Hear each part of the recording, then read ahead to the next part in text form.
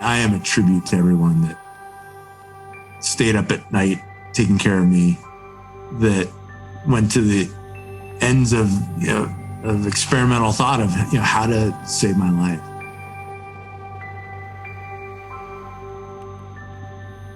I'm just a fortunate recipient of these incredible people. This was not I was strong and made it through. This is, I woke up because people were unwilling to say we're done. The muscle aches and the joint aches and the fever and the trouble breathing was just profound. For the first time, I understand why they call this the beast.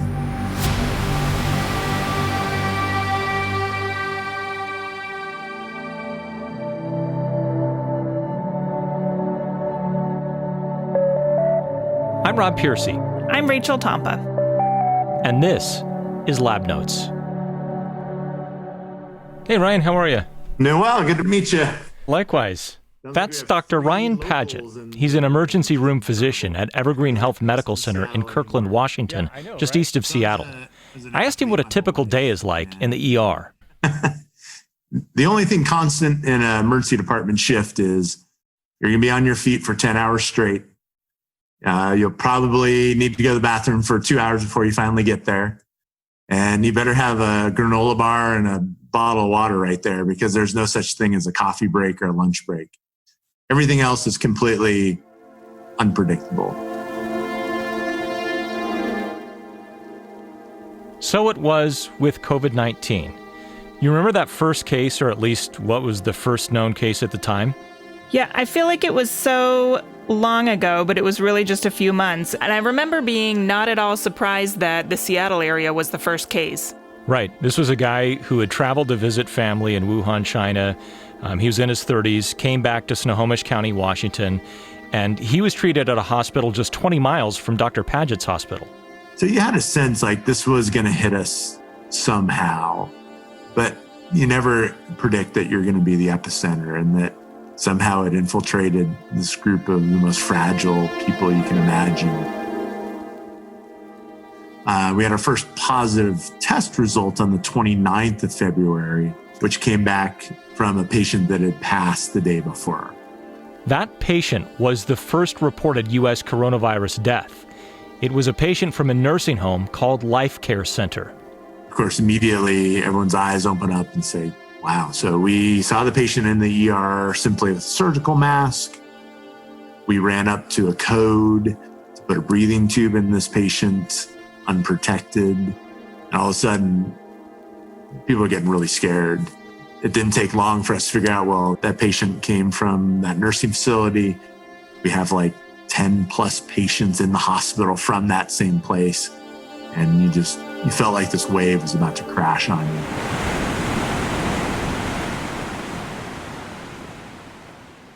Yeah, it's so weird to think that we were just right across the lake from Kirkland reading about this stuff in the news. And this is what it was like in the hospital over there for Dr. Paget. Yeah, in many ways, it felt like it was, still completely a world away, even though it's just on the other side of Lake Washington. Like everyone suddenly knew what Kirkland, Washington was. And you have to remember, too, this was really early on in the outbreak and well before most of us knew much of anything about coronavirus. There's this huge unknown. You're pretty fearful that something's coming down that we've never seen before. And then there's that fear of like not even knowing how it's transmitted. CDC shows up next day and we expect that there's a plug and play model of how to handle a crisis like this. There was no plug and play for COVID-19.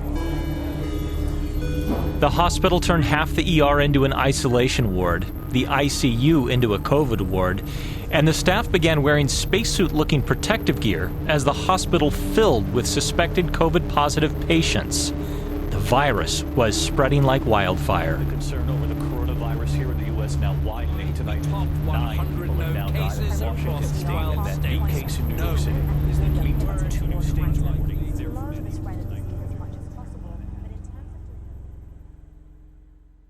In more than 2 decades of clinical medicine, Dr. Paget had only taken 5 sick days, and most of those were due to surgeries for old injuries from his days playing college football at Northwestern University. But just a couple of days after the first COVID patients came through the ER doors, Ryan started feeling sick. First symptoms were on the 7th and 8th, which is that Saturday and Sunday. Just had a headache like I never had before. Not terrible in type, but I just don't get headaches and feeling kind of run down. You take a naproxen and you keep going. Then that Monday, Tuesday, Wednesday is when the traditional stuff showed up. So the fevers, the drenching sweats, the dry cough. And so probably that Tuesday is when I finally let it kind of seep into my mind that that's what it could be. And then Wednesday started feeling short of breath. Thursday got worse, and then about 5 in the morning on Friday, I was on the ventilator.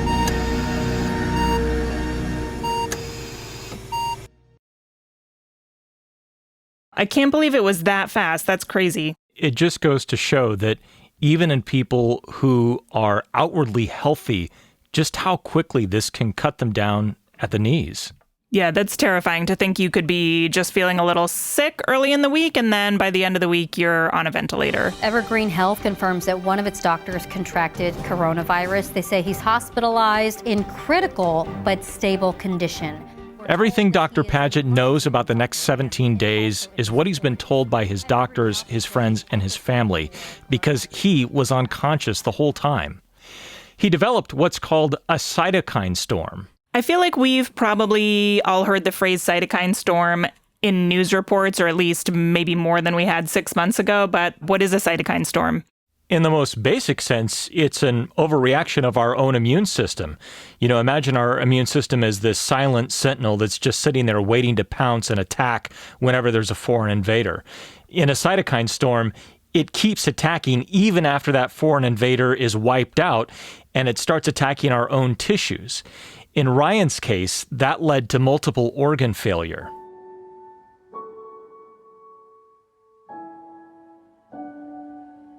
Big 4 for me was my lungs. So I ended up with ARDS, acute respiratory distress syndrome, essentially these very inflexible, scarred lungs that they aren't elastic to allow you to get the proper oxygen.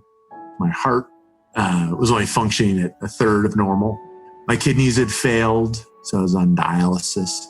And then my liver was failing as well.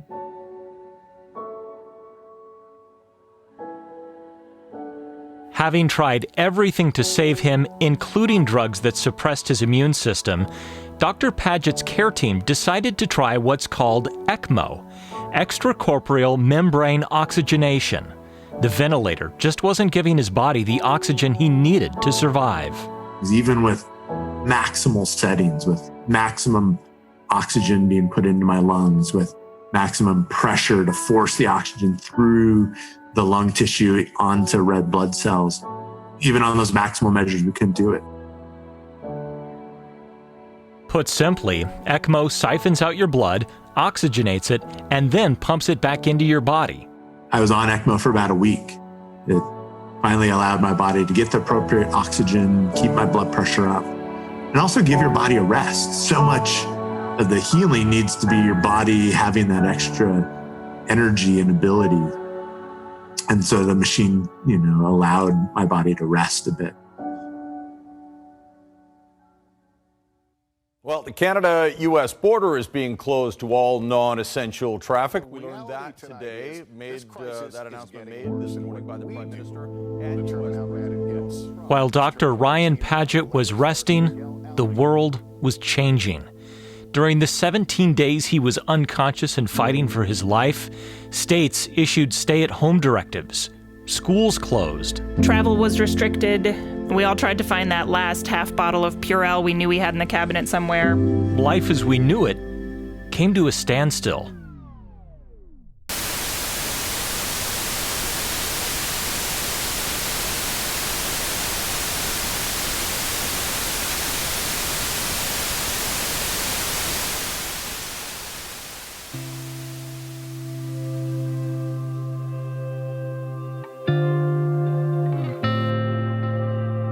Finally, in late March, more than 2 weeks after doctors put him on a ventilator, the beast let Ryan Paget go. Just this incredible group of people saved my life.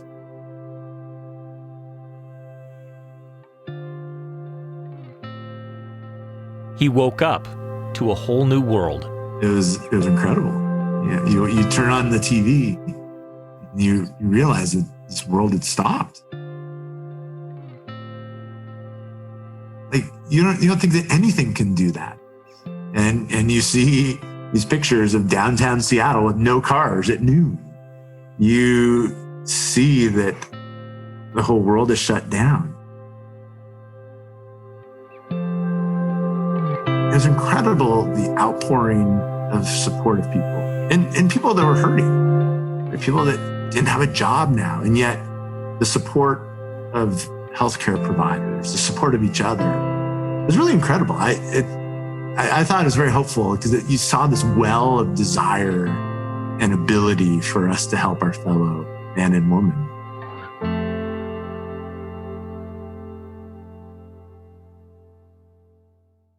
COVID constitutes the greatest health challenge in 100 years. Among those trying to help is Dr. Mukesh Jain, a cardiovascular researcher at University Hospital's Cleveland Medical Center in Ohio. This is remarkable in its scope. I mean, it's literally brought the world to a stop.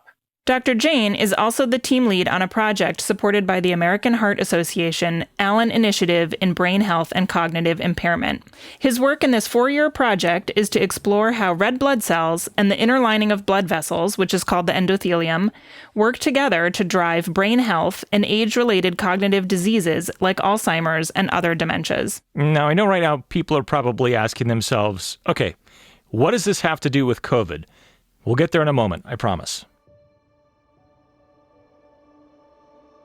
Looking at tissues of people that have passed away from dementia, they often have these little lesions all over the place, almost like little blood vessels that collapsed. And as a consequence, a handful of brain cells succumbed.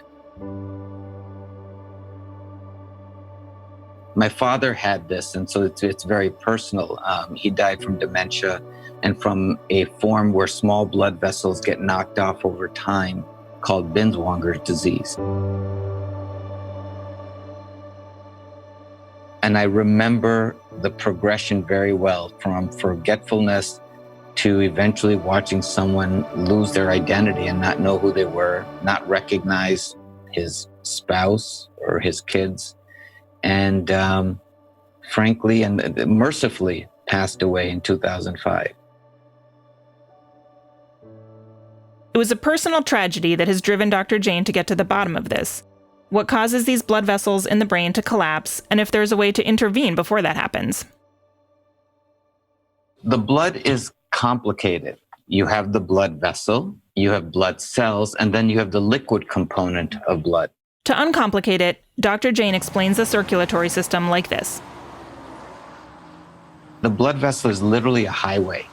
It's a large highway that then breaks up into smaller highways till you get to the driveway to each house. It's almost like the little small blood vessel that supplies each cell. It really has two major functions. It's to deliver energy in the form of oxygen and nutrients, and to deliver defense. Defense meaning the immune response. The failure to do either one of those, and cells begin to die, as they do in many forms of dementia.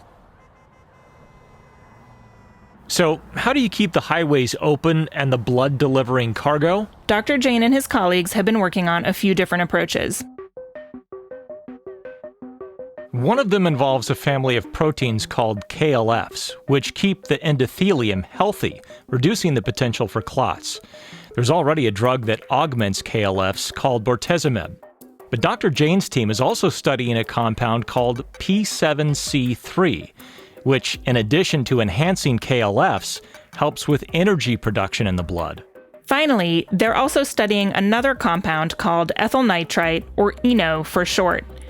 ENO is a gas that patients inhale, and it allows hemoglobin in your blood to carry more oxygen to your cells. Now to the mystery COVID-19 symptoms that doctors are sounding the alarm about. When Dr. Jane and his colleagues began hearing about the complications from COVID-19, they realized the therapies they'd been working on for preventing dementia could help in the pandemic. We immediately had lab meetings to try to think about what we are doing and try to get some of these agents into patients with COVID. For many patients, COVID complications are connected to a lack of oxygen and nutrients, the cargo, making it to cells. Others experience clotting issues, which can lead to circulation problems or even stroke. Bortezomib, P7C3, and ENO could be less invasive alternatives to ventilators and ECMO, and more importantly, they could reduce permanent injuries to patients' lungs, hearts, and other organs. These therapies would work in really a coordinate way to, one, keep the blood vessel and highway open, and number two, maximize oxygen delivery. One of the therapies, ENO, which as you'll recall allows hemoglobin to carry more oxygen to cells, has already been tested in people, and it's very effective. We'd already done one arm of the study, and I just was our guinea pig. That's Dr. Jane's colleague, James Reynolds. He's wearing a T-shirt from the post-punk band Joy Division. And just a few minutes into our conversation, it's clear he's exactly the kind of scientist you would expect to volunteer himself. The main goal of that was not so much for me to try ENO as to be able to get the lab team comfortable with all the steps without a volunteer. He wanted to experience what it's like so that he can tell subjects that are going to be exposed to it what it feels like. I think that's incredibly laudable. Was this the first time that you've tried out one of your own kind of research treatments, or is this a regular practice for you to test therapies on yourself? I don't want to sound like too much of a altruistic idiot, but I felt it was important to feel what I was asking these volunteers to undergo. So I've done just about every procedure that I'm studying clinically. ENO therapy involves wearing this tight-fitting mask that covers your whole nose and mouth. I've got a larger than normal head, and so it fit very tight on me. But it's not too constricting. You just lie there, and you can just breathe. Some people described the ENO gas as having something of a metallic taste, but Reynolds said he didn't notice that. They turned on the ENO. It was a small dose of only 20 parts per million. And this is going to sound very anticlimactic. I didn't really feel anything. But what they learned helped shape their phase 1 clinical study in healthy volunteers. We would reduce how much oxygen they'd inspire, making them what we call hypoxic, or reducing the blood oxygen content, and then gave them serial increases in ENO. And we're able to find that even with their oxygen availability reduced, administration of the drug was able to improve tissue oxygen delivery. So it actually enhanced how the red cells were working normally. This particular study was funded by DARPA, the Defense Advanced Research Project Agency. It's an agency inside the U.S. Department of Defense that funds research projects of strategic interest. Why would the Department of Defense be interested in a gas that allows red blood cells to carry more oxygen? Consider the longest-running war in American history, fought high in the mountains of Afghanistan in the years after 9/11. It can take time for soldiers' bodies to adjust to altitude. And that's what we mimicked in the lab, where we took them, room air is 21% oxygen. We took them down to 12% oxygen, which is equivalent of being on a 12,000-foot mountain. We did it fairly rapidly, modeling like a helicopter taking off from sea level and then dropping troops off.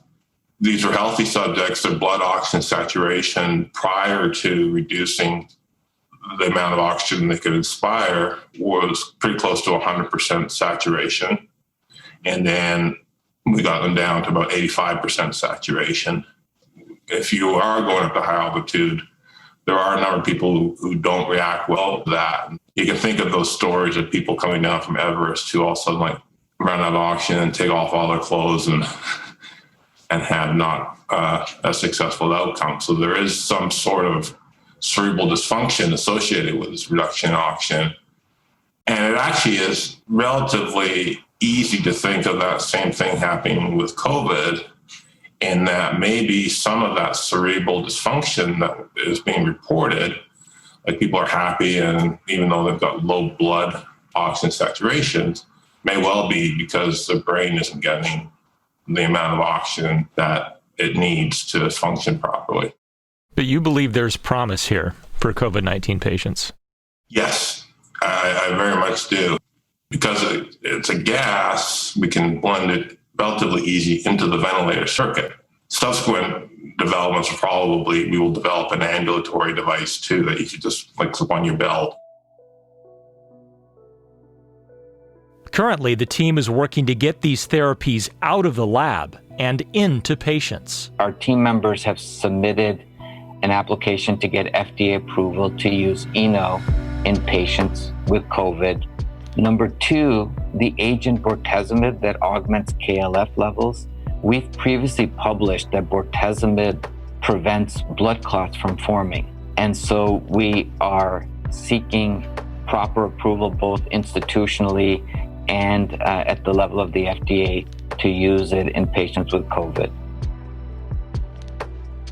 As public health experts have said from the beginning, this fall and winter, we will likely have a collision of COVID and flu, which could overwhelm the healthcare system.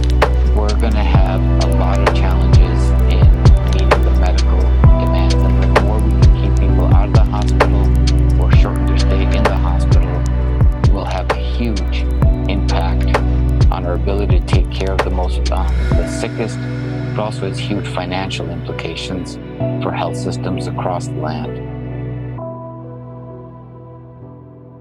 Including the hospital where Dr. Ryan Paget works. New therapies like the ones Dr. Jane and his colleagues are working on would give physicians new early intervention tools to add to their COVID toolbox. If you can avoid intubation and ventilation early, well, that would be an incredible advancement. There's nothing harder in medicine than to see someone sick and realize we have very little to offer. To see someone struggling to breathe, to realize, well, I can put a breathing tube in, but beyond that, there's not a direct treatment. That's really difficult. To see suffering, to know that you've trained your whole life to relieve suffering and to cure illness, and to feel that you open that toolbox and it's relatively empty, that's a terrible feeling. So it would mean everything for us to know that there's something to help our patients. And we're all desperate to figure out the combination of this lock.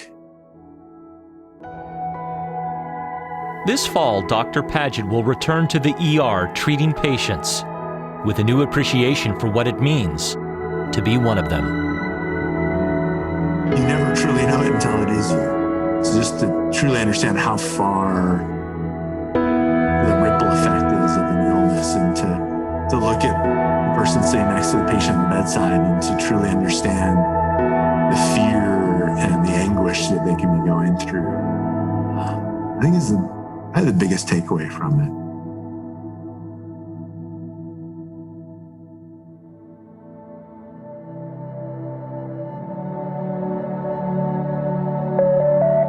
I'm Rob Piercy. I'm Rachel Tompa. For more Lab Notes episodes and science research news, visit our website at alleninstitute.org. Thanks for listening.